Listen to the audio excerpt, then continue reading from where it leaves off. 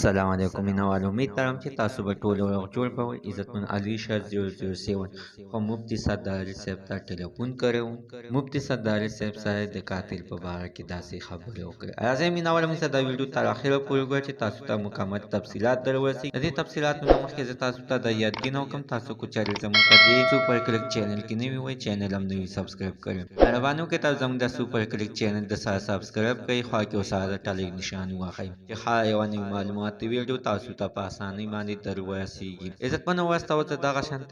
شانتي ظلمونه کېږي چې تیل او سنګه په ثوابۍ کې مفتی صدر علي صاحب سره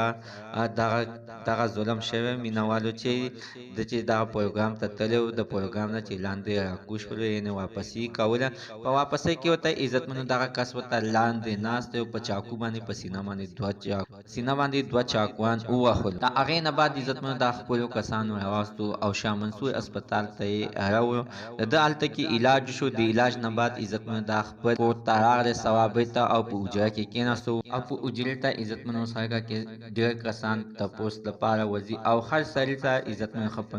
مینه محبت باندې میلاویږي اوس عزتمنو په سوشل میډیا باندې همدغه خبرونه روان دي چې نادیه ګل هم د مفتی صدر علي صاحب ته ټلیفون کړی او سونن شاه هم کړی او نیلم ګل هم کړی او عزتمنو علي شاه 007 هم مفتی صدر علي صاحب ته ټلیفون کړی خو مینوالو دا خبرونه دروغ دي په دې کې څه رښتیا نشته په دې باندې هېڅکله یقین مه ساتئ ځکه عزتمنو چې دغه کسان عزتمنو ډمان دي دوی په خپل کارونو کې مشغول دي کتاب ته څه توجه نشته ځکه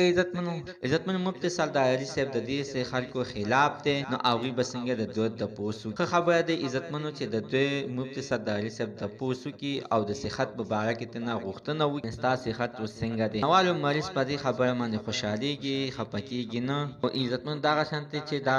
دوی خبرونه شروع کېږي نو د دې هېڅ څه پیدا نشته موږ د عزتمنو تر نن ورځې معلومات د دې ځای پورې د نوي معلومات دپاره د سره زموږ د سوپر کلیک چینل د سره سبسکرایب کړئ خوا کې ورسره د ټلیک نشان ووهه چې هر یوه نوي معلوماتي ویډیو